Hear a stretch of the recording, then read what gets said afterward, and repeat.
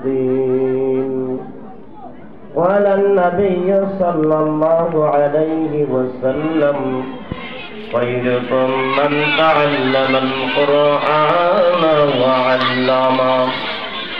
اللهم صل على محمد وعلى آل محمد كما صليت على إبراهيم وعلى آل إبراهيم إنك حميد مجيد. الحمد لله. বাইতুল ফালাহ দারুল মাদ্রাসা ও এতিমখানা কর্তৃক আয়োজিত ইসলামী মহাসম্মেলনের সম্মানিত সভাপতি সাহেব, আজকের মহতী সম্মেলনের প্রধান আকর্ষণ, প্রধান বক্তা পত্র মসজিদের সুনামধন্য খতিব হযরত মাওলানা আবুল কালাম সাহেব সহ সকল উলামায়ে ইকরাম, মঞ্চ ভবিষ্ঠ আছেন জাতির কর্ণধার উলামায়ে ইকরাম, আমার সম্মুখপ্রাণে অবস্থানরত আকাশান নক্ষত্র তোলা ভাইজান, পর্দার আড়ালে মুরব্বিয়ান, আমার মা ও বোনেরা, আল্লাহ তাবারক ওয়া তাআলার দরবারে লাখো কোটি শুকর। কোরআনের বাণী আমাদের কানে পৌঁছে, সেই শুকর রব্বে কারিমের দরবারে আজকে এই মসজিদ এবং মাদ্রাসাকে উপলক্ষ করে আজকে এইখানে কোরআনের এই আওয়াজ। আমি আল্লাহ রাব্বুল আলামিনের আলোচনা খুব লম্বা করব না, স্বল্প সময়, সেই জন্য রব্বে কারিমের পবিত্র গ্রন্থের ছোট্ট একটি আয়াতের টুকরা আপনাদের সম্মুখে তেলাওয়াত করে, অসংখ্য হাদিস থেকে ছোট্ট একটি হাদিসের টুকরা তেলাওয়াত করেছি।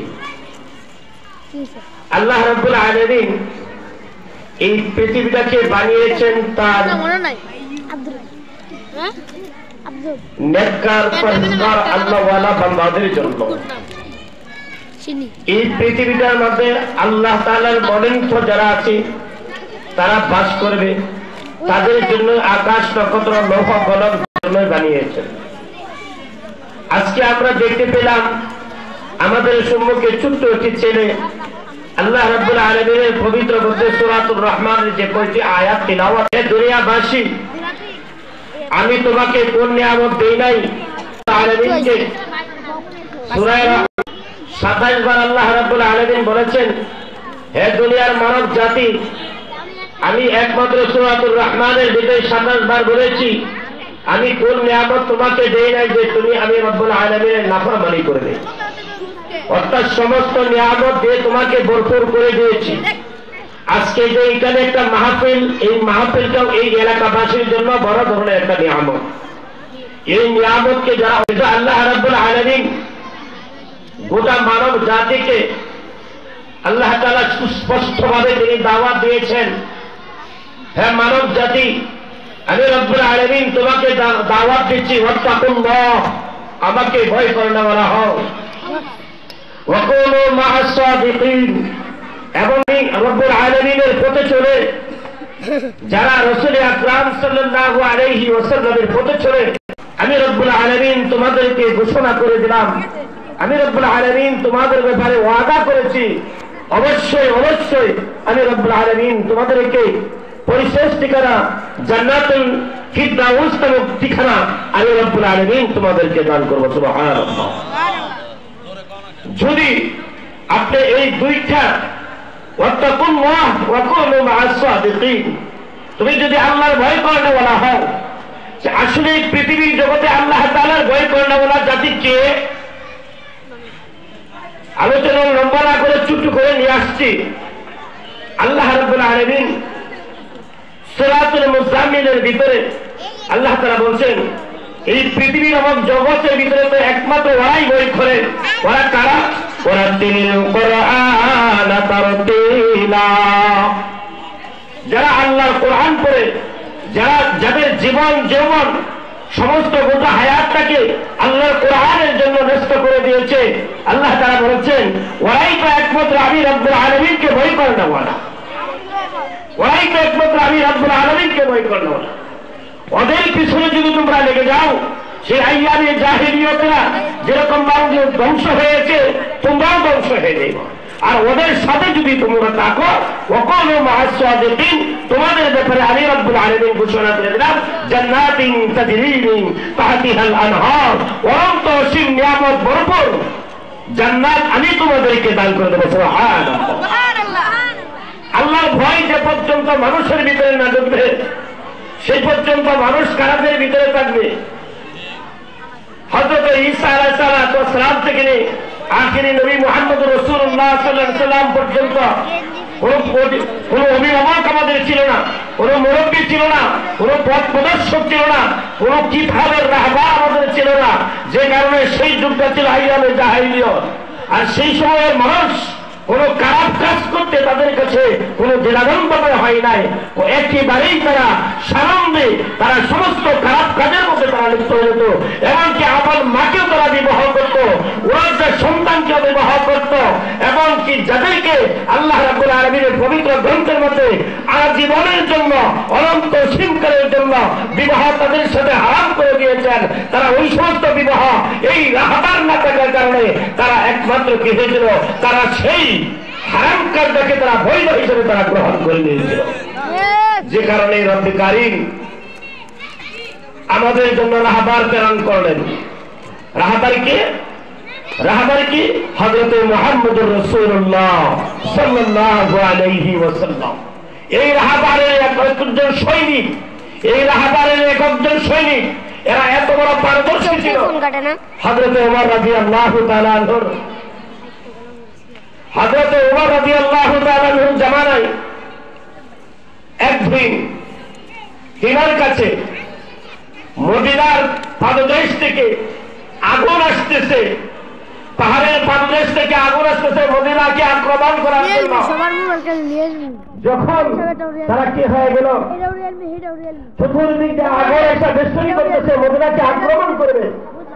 তাদের ভিতরে আল্লাহর ভয় কতটুকু ঢুকেছিল, আর আল্লাহ তাআলা যাদের ভিতরে আল্লাহর ভয় ঢুকে যা, জমিন তাদের পক্ষ হয়ে যা, আকাশ তাদের পক্ষ হয়ে যা, পানি তাদের পক্ষ হয়ে যা, গাছপালা তাদের পক্ষ হয়ে যা, এবং পশু পক্ষী যা কিছু আছে সবকিছু তাদের আয়ত্তে এসে যা। আল্লাহু আকবার। যখন আগুন আসছে হযরত ওমর রাদিয়াল্লাহু তাআলা এর কাছে খবর আসছে, বলতেছে মদিনার পাহাড়ের পাদদেশ থেকে আগুন আসছে। হযরত ওমর তামিমে দাঁড়িয়ে রাদিয়াল্লাহু তাআলা আনহুকে বললেন, তামিম যাও তো আগুনের বিচার করে দিয়ে আসো, আগুনটাকে পাহাড়ের পাদদেশে ঢুকাইয়ে আসো। হযরত তামিমে দাঁড়িয়ে রাদিয়াল্লাহু তাআলা আনহু আগুনের কাছে যাইয়া বলতেছেন, হে আগুন, এটা মদিনার শহর, আমরা মদিনার শহরের ভিতরে বাস করি, আর আমরা হলাম কোরআনের দাহর, আমরা হইলাম কোরআনের বাহক, আমরা হইলাম মুহাম্মদুর রাসূলুল্লাহ সাল্লাল্লাহু আলাইহি ওয়াসাল্লামের সৈনিক। সুতরাং আমি তামিম বলতেছি, তুমি এই মদিনার শহরের ভিতরে আগুন ঢুকতে পারবে না, তুমি পাহাড়ের পাদদেশে পলায়ন করো। আগুন চোখ করে দাঁড়িয়ে গেল, আগুন সম্মুখের দিকে অগ্রসর হয় না, পেছনের দিকে যাচ্ছে না। তামিমের দাঁড়িয়ে বলতেছেন, আগুন তুমি কি আমার কথা শোনো নাই?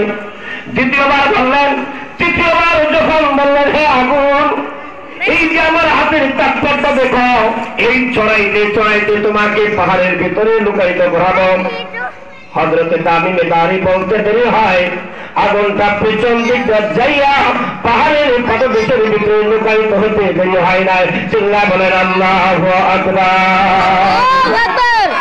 এমন ব্যক্তি ছিল কোরআনের সৈনিক হওয়ার আগ পর্যন্ত হযরত ওমর ফারুক রাদিয়াল্লাহু আনহুকে আনার জন্য যখন আল্লাহর ভয় তার ভিতরে ঢুকে কালিমা পড়ার আগে নবীর গর্দান কেটে আনতে যাবে, নবীর গর্দান কাটবে, সেজন্য সে প্রস্তুত, তলোয়ার কুলিয়া নিয়ে যাইতেছে, নবীর গর্দান কেটে আনবে। আর কোরআনের সাহাবা আল্লাহর ভয় যখন তার ভিতরে কাজ করেছে, এখন মুহাম্মদের জন্য উমরের মতন ব্যক্তি তার গর্দান দিতে প্রস্তুত হিসাবে আল্লাহর ভয় কি জিনিস। ছোট্ট একটি ঘটনার ভিতরে আপনাকে শোনাই। হযরত ওমর ফারুক রাদিয়াল্লাহু তাআলা ইন্তিকাল করছেন, গোসল দেওয়ালা ওনাকে গোসল দিতেছে, গোসল দেওয়ালা গোসল দিতেছে দেখে হযরত ওমর ফারুক রাদিয়াল্লাহু তাআলা পিঠের মধ্যে চাবুকের আঘাত। হযরত ওমরের পিঠের মধ্যে চাবুকের আঘাত, গোসল দেবে ওরা তিনি বাদছে কি ব্যাপার, ওমরের দেহের ভিতরে চাবুকের আঘাত দিবে এমন বর্ধিত আকাশের নিচে জমিনের উপরে জন্ম নেয় নাই। কারণ ওমরের ভয়ে, ওমরের ভয়ে যে মদের বোতল নিয়ে যেতেছিল সে আল্লাহর ভয় তার ভিতরে এমন ভাবে ঢুকেছে যে ওমর যদি দেখে ফেলে তাহলে আমাকে দ্বিগন্ধিত করে ফেলবে। আল্লাহ তুমি এই মদের বোতলটাকে দুধে পরিণত করে দাও। আল্লাহ তাই করে দিয়েছেন, সুবহানাল্লাহ। যেমন একজন ব্যক্তির গায়ের মধ্যে চাবুক দিয়ে আঘাত করলে এই আকাশের নিচে জমিনের উপরে কি দ্বিতীয় কোন ব্যক্তি আছে? কোন ব্যক্তি না। ওনার ছেলেকে বলতেছে, আব্দুল্লাহ কিন্তু পাল তোমার বাবার পিঠের মধ্যে চাবুকের আঘাত ছিল। হযরত আব্দুল্লাহ তিনি বলতেছেন, আমি তো জানি না আমার বাবার পিঠের মধ্যে চাবুকের আঘাত ছিল, সেটা তো আমি বলতে পারবো না। হযরত আব্দুল্লাহ চলে গেলেন মায়ের কাছে, মা যে আমার বাবা পিঠের মধ্যে চাবুকের আঘাত ছিল, কারণ আমার বাবাকে তো কেউ আঘাত করতে পারে নাই। আমার বাবা তো এমন একজন সৈনিক ছিল যে আমার বাবার সম্মুখে দাঁড়ায় দেখা কথা বললে পাগুলি তোর করে কেঁপেছে, আমার বাবার পিঠে তো কেউ আঘাত করতে পারে নাই। তার মা বলতেছে, বাবা রাজ্য পরিচালনা করতে চাইয়া, সেনাপতির দায়িত্ব পালন করতে চাইয়া সারাটা দিন তিনি কি কাজ করেছেন, কোন কাজ করেছেন, কোন কাজটা সঠিক করেছেন, কোন কাজটা সঠিক মতন পালন করতে পারেন নাই। রাত্রে যখন উনি বিছানায় শুয়ে দিনের জিন্দগিটা অর্থাৎ সারাটা দিন কিভাবে কাটাইলেন, কোন কথাটা ইসলামের জন্য বের হয়েছে। তোমার বাবা চাবুকটা হাতে নিয়ে নিজের পিঠের মধ্যে নিজে আঘাত করতেন। হ্যাঁ ওমর, তোমার জিন্দগি সম্পর্কে যদি আল্লাহ রাব্বুল আলামিন কাল কিয়ামতের ময়দানে তোমাকে জিজ্ঞাসা করে, ওমর তুমি কি কাজ করেছিলে, এই কাজটা তোমার আমি আল্লাহর জন্য হয়েছে আর ওই কাজটা আমি আল্লাহর জন্য হয় নাই, তাই এমন কাজ তুমি কেন করলে, এইটার জবাব দিয়ে তুমি জান্নাতে চলে যাও।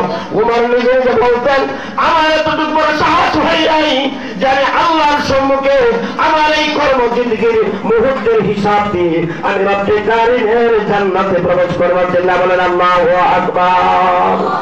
ওমরের মতন ব্যক্তি কোন কাজটা ভালো করতেন, কোন কাজটা খারাপ করতেন, রাত্রে তিনি হিসাব করতেন। যদি কোনো ভুল হয়েছে নিজের হাতে চাবুককে বের করে নিজের পিঠের মধ্যে আঘাত করতেন, ঠিক না বেশি? তাহলে ভাই বর্তমান যে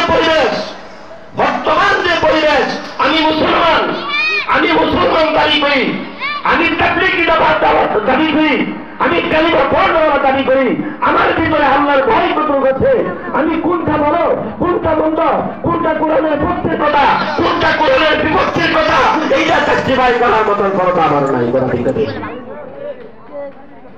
এই কান্না টাকার কারণেই তো বলে যে রাজনীতির মধ্যে ইসলাম নাই। কথা ঠিক না বেশি?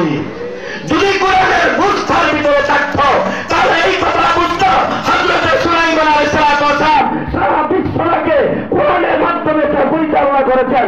হযরত ইউসুফ আলাইহিস সালাম সারা বিশ্বকে কোরআনের মাধ্যমে তিনি কি করছেন, রাজত্ব করেছিলেন। হযরত মুহাম্মদুর রাসূলুল্লাহ মদিনার মিম্বরের মধ্যে বসে তিনি মক্কা মদিনা শাসন করেছেন। ঠিক না বেশি? কোরআনের বুঝ না থাকার কারণে, আল্লাহর ভয় না থাকার কারণে। ভাই হযরতে খাজা মাইনুদ্দিন চিশতি রাহমাতুল্লাহ আলাইহি